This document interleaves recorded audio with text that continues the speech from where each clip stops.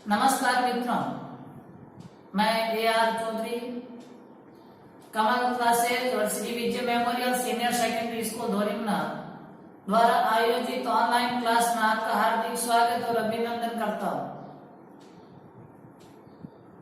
आज मैं आपके सामने राजनीति विज्ञान का एक टॉपिक लेकर के आया हूं, भारतीय संविधान के बारे में। देखें, आपको याद रखना है, जब हमारा संविधान लागू हुआ था उस समय संविधान के अंदर कुल भागों की संख्या 22 थी और वर्तमान में भी भारतीय संविधान के अंदर जो कुल भाग है वो 22 भाग है। मैं एक बात और बताना चाहूंगा कि आप अन्य किताबें पढ़ते हैं तो इसके अंदर 25 और 26 भाग लिखे हुए मिलते हैं। एवं लक्ष्मीकांत की चर्चा करते हैं तो उसके अंदर भी 25 भाग लिखे हुए मिल रहे हैं। लेकिन मैं आपको ये बताऊंगा, जैसे भाग 9 के अंदर भाग 9 के है और भाग 9 ख जोड़ा जाता है तो ये भाग 9 के ही भाग माने जाएंगे। इसको मैं अलग से स्वतंत्र भाग नहीं मानूंगा, इसलिए मैं आज भी भारतीय संविधान के अंदर जो कुल भाग है वो 22 ही बता रहा हूं।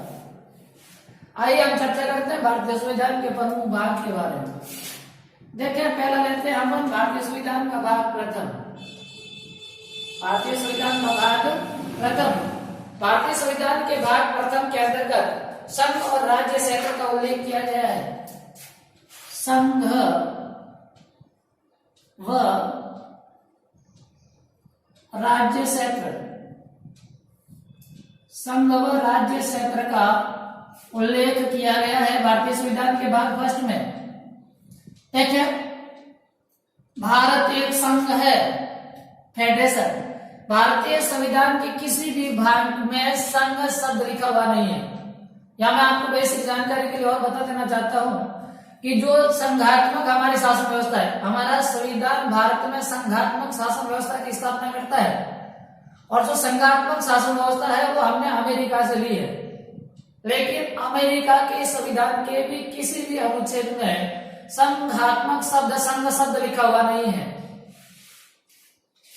यहां पर संघ शब्द का अर्थ है, अपन चर्चा करते हैं भारतीय संविधान के अनुच्छेद 1 की। भारतीय संविधान के अंदर अनुच्छेद 1 की, तो अनुच्छेद 1 के अंदर लिखा हुआ है भारत राज्यों का संघ है। भारत राज्यों का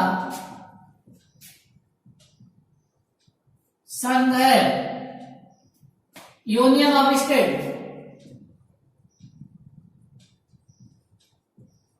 भारतीय संविधान के अनुच्छेद 1 के अंदर यूनियन ऑफ स्टेट, भारत राज्यों का संघ है शब्द उल्लेखित है। यहां हमको ध्यान ये रखना है, यहां दोनों शब्द लिखे हुए हैं, भारत अर्थात इंडिया, भारत अर्थात इंडिया, दोनों शब्द लिखे हुए हैं। इसी के अतिरिक्त भारतीय संविधान के अनुच्छेद 1 के अंदर कहीं पर भी, जैसे भारतवर्ष, भारतीय उपमहाद्वीप या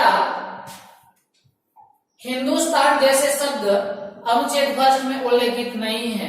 यहाँ राज्यों के संघ शब्द का अर्थ यह है कि अनुच्छेद 1 के अंतर्गत भारत में जो वर्तमान में 28 राज्य और 8 केंद्र शासित प्रदेश है, इन सभी का जो उल्लेख किया गया है वो भारतीय संविधान के अनुच्छेद 1 में किया गया है।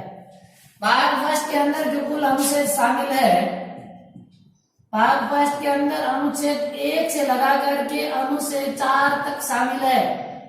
अनुच्छेद 1 से लगा करके अनुच्छेद 4 तक। अनुच्छेद 1 के अंदर भारत राज्यों का संघ है, यूनियन ऑफ स्टेट, यानी भारत अर्थात इंडिया राज्यों का संघ है। अनुच्छेद 1 के अंदर भारत के राज्य क्षेत्र में आने वाले 28 राज्य और 8 केंद्र शासित प्रदेशों का उल्लेख किया गया है। चर्चा थोड़ी सी आगे बढ़ाते हैं, भारतीय संविधान के अनुच्छेद 2 की भी चर्चा साथ में कर लेते हैं।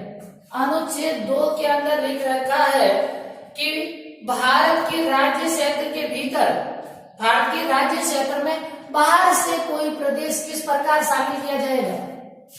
बाहर से अगर किसी भी क्षेत्र को भारत के राज्य क्षेत्र में शामिल करना है तो इस प्रक्रिया का उल्लेख अनुच्छेद 2 के अंदर दे रखा है। अनुच्छेद 3 की चर्चा करते हैं तो भारत के राज्य क्षेत्र के अंदर जो आंतरिक परिवर्तन होते हैं, इन आंतरिक परिवर्तनों का उल्लेख अनुच्छेद 3 में दे रखा है। आंतरिक परिवर्तन जैसे किसी राज्य का नाम परिवर्तित करना हो, किसी राज्य का क्षेत्र परिवर्तित करना हो या किसी राज्य की सीमाओं में कोई परिवर्तन करना हो तो ये अनुच्छेद 3 में दे रखा है।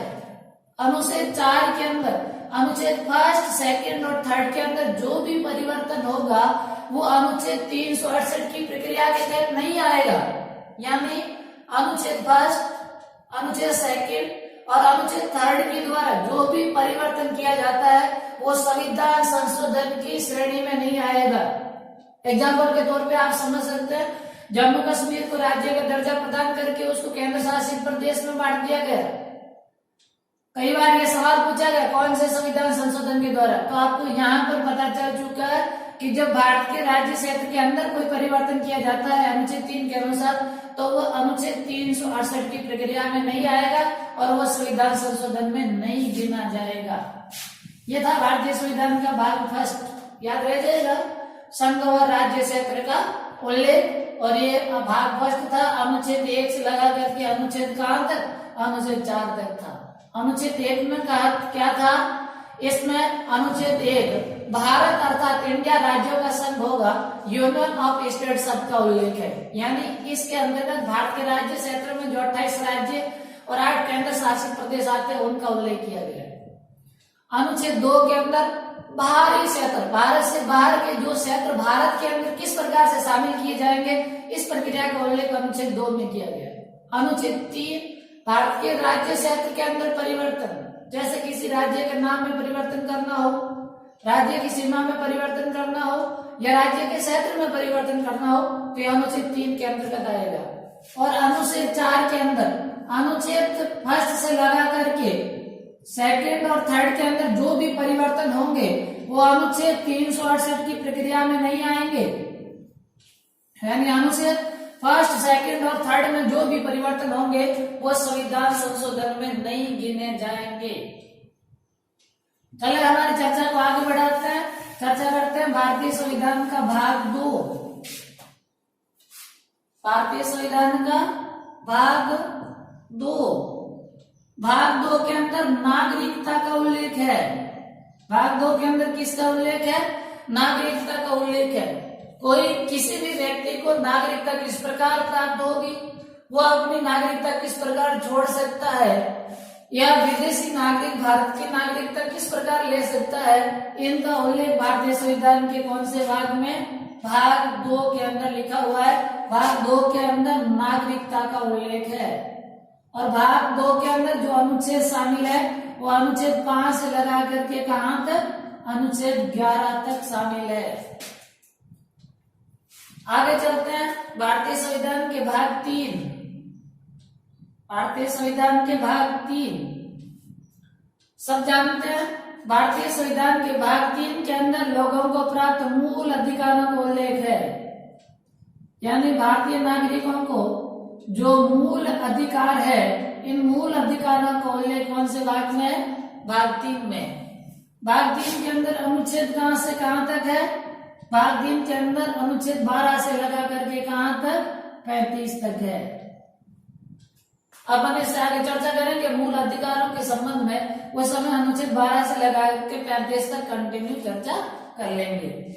आगे वाला कौन सा भाग है, भाग 4। कौन सा भाग है, भाग 4।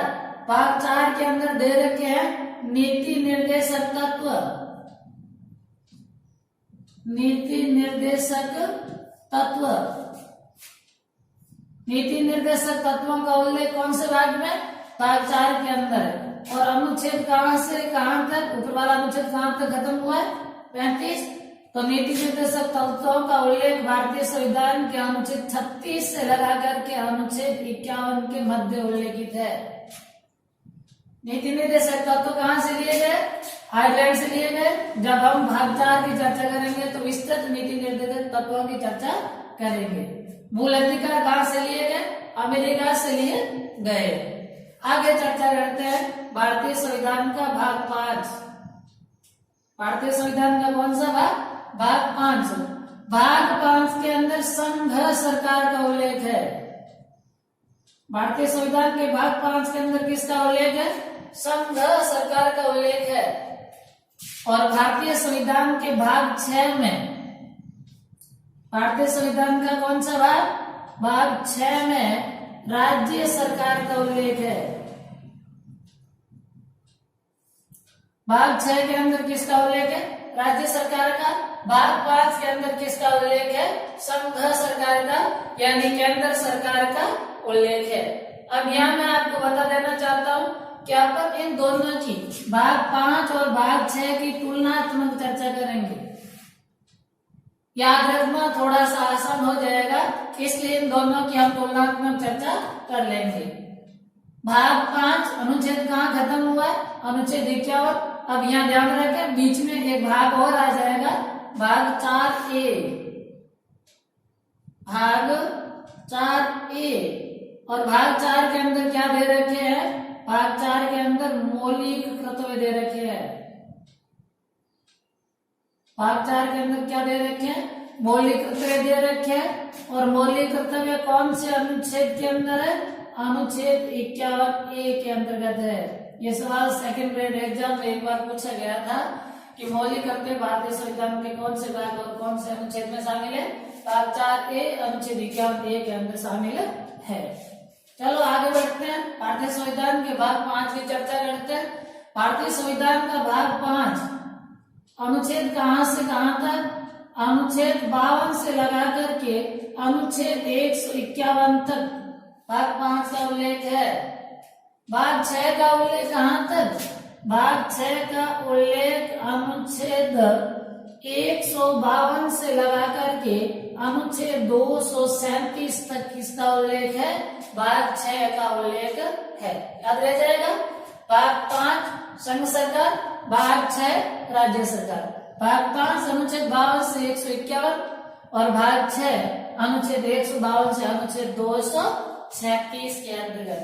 अब इनके अंदर हम अलग अलग चर्चा कर लेते हैं। इन अनुच्छेदों के मध्य क्या दे रखा है? जैसे मैं ए डाल देता हूं और यहाँ पर मैं ए डाल करके लिख देता हूं संघ सरकार के अंदर कार्यपालिका। संघ सरकार के अंदर क्या लिख देता हूं? कार्यपालिका, यानी संघ की जो कार्यपालिका है उसका उल्लेख अनुच्छेद 52 से लगा करके अनुच्छेद 78 के मध्य केंद्र की जो कार्यपालिका है उसका उल्लेख है। केंद्र की कार्यपालिका में शामिल कौन कौन? राष्ट्रपति, उपराष्ट्रपति, प्रधानमंत्री और केंद्रीय मंत्री परिषद। इनका उल्लेख कौन से किसमें कहां से कहां तक है? अनुच्छेद 52 से लगा करके अनुच्छेद 78 के मध्य है। बी के अंदर क्या दे रखी है? केंद्र की व्यवस्थापिका दे रखी है। केंद्र की क्या दे रखी है? व्यवस्थापिका दे रखी है, जिसको हम किस नाम से जान सकते हैं? संसद के नाम से जान सकते हैं। तो हमारे संसद की जो चर्चा है वो अनुच्छेद कहां से शुरू होती है? अनुच्छेद 79 से शुरू होती है और कहां तक चलती है? अनुच्छेद 122 तक चलती है। व्यवस्थापिका यानी संसद, जिसके 2 सदन होते हैं, लोकसभा और राज्यसभा। पिछले वाले क्लास में अपन लोकसभा और राज्यसभा दोनों की तुलनात्मक चर्चा कर चुके हैं और उस समय हम कहा किसकी चर्चा? व्यवस्थापिका के अनुच्छेद 79 से 122 तक की चर्चा कर रहे थे। इसके बाद क्या लेते हैं? राष्ट्रपति की विधायी शक्ति। किसकी लेते हैं? राष्ट्रपति की विधायी शक्ति। राष्ट्रपति की विधायी शक्ति का उल्लेख कौन से अनुच्छेद में? अनुच्छेद 123 के अंतर्गत। राष्ट्रपति की विधायी शक्ति का मतलब है राष्ट्रपति की अध्यादेश जारी करने की शक्ति।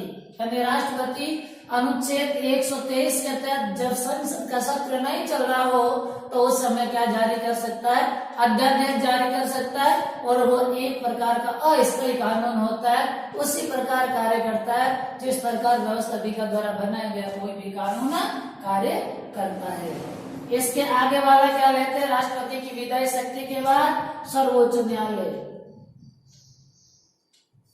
किसकी चर्चा करते हैं?